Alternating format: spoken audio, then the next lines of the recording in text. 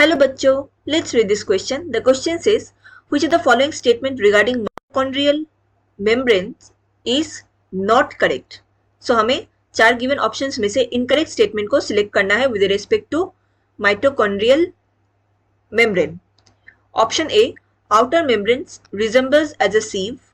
Option B, outer membrane is permeable to all kinds of molecules. Option C, enzymes of electron transport chain are embedded in outer membrane. And option D, inner membrane is highly convoluted, forming a series of enfoldings.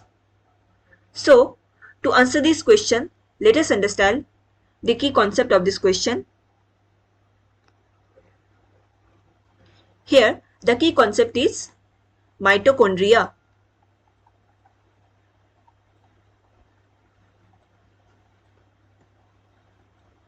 So mitochondria क्या होता है? ये एक semi autonomous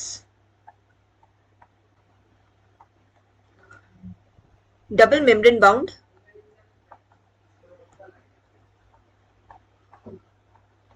organelle होते हैं present in cytoplasm of the cell. Now semi autonomous का मतलब इसके पास खुद का डीएनए होता है, तो ये खुद के भी कुछ मशीनरीज को एम्पलीफाई कर सकते हैं. दैट्स वाई माइटोकॉन्ड्रिया को सेमी ऑटोनोमस ऑर्गेनेल कहा जाता है. माइटोकॉन्ड्रिया को पावर हाउस ऑफ सेल भी कहा जाता है, क्योंकि इनके अंदर हमें एटीपी प्रोडक्शन देखने को मिलते हैं. एंड एटीपी प्रोडक्शन के लिए जो एंजाइम इन्वॉल्व होते हैं उसे एटीपी सिंथेज कहा जाता है. एंड एटीपी सिंथेज ये प्रेजेंट होता है in the inner membrane of mitochondria.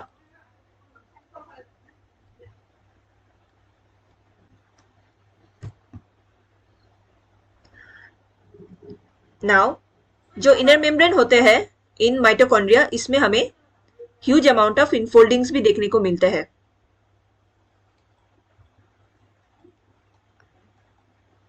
इस इनफोल्डिंग्स को कहा जाता है क्रिस्टी. एंड ये बेसिकली सरफेस एरिया को इंक्रीज करने का मैकेनिज्म होता है.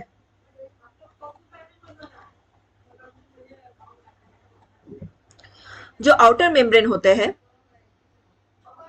ये परमेएबल होते हैं to many kinds of molecules, जैसे कि फैट, कार्बोहाइड्रेट, प्रोटीन्स एटसेट्रा.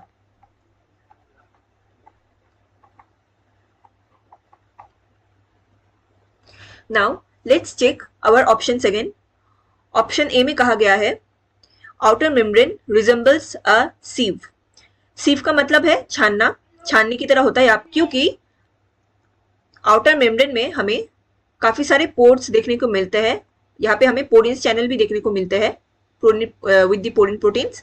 यहाँ के इसी चैनल्स के थ्रू कई मॉलिक्यूल्स आउटर मेम्ब्रेन सेल के आर पार हो पाते हैं.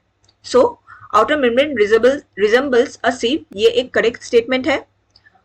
Option B, outer membrane is permeable to all kinds of molecules, ये भी स्टेटमेंट सही है, क्योंकि outer membrane fats, carbohydrates, protein etcetera molecules के लिए परमेएबल होते हैं. Option C, enzymes of electron transport chain are embedded in outer membrane, ये स्टेटमेंट इनकरेक्ट है. Enzymes of electron transport chain that is ATP synthase, ये inner membrane में present होते हैं, not in the outer membrane. And option D, inner membrane is highly convoluted forming a series of infoldings, इन्हीं infoldings को कहा जाता है Christie, जो सरफेस एरिया के इंक्रीज करने में हेल्प करते हैं. सो ये स्टेटमेंट भी सही स्टेटमेंट है. सो क्वेश्चन में हमें इनकरेक्ट स्टेटमेंट को चूज करने को कहा गया था. So our answer will be option C, enzymes of electron transport chain are embedded in outer membrane. ये हमारा इस क्वेश्चन का सही आंसर है. Hope you understood it well. Best of luck.